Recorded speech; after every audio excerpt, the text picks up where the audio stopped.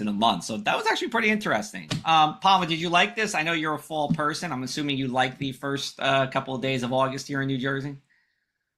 Well, I do enjoy like summer weather. I think, I do like the heat in the summer.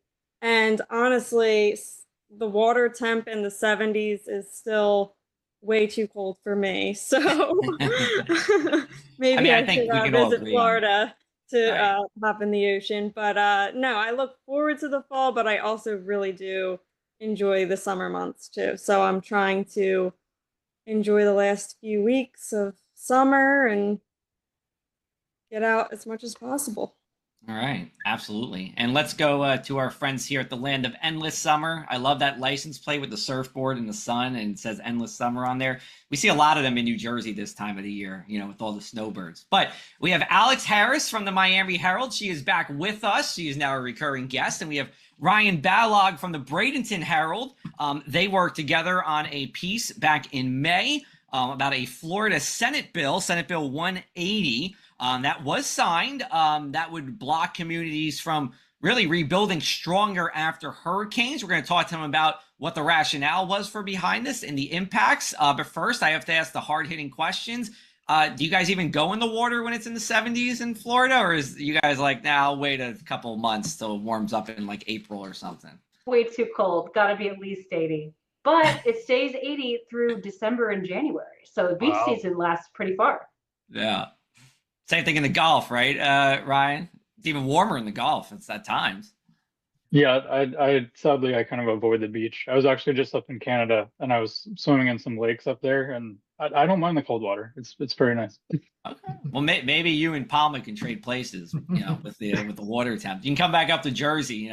We'll be in the 50s soon, and 40s and 30s soon enough. I like the eye roll there, Alex. All right, down to business here. So obviously, like we said, we have a bill that went through in Florida. Especially after all the hurricanes we saw last year, Milton, being one of them, of course. Give us like the elevator pitch of your story that you can that everyone can read in Bradenton Herald or Miami Herald, and then we'll start asking some more in-depth questions. But what's like the top level summary of this?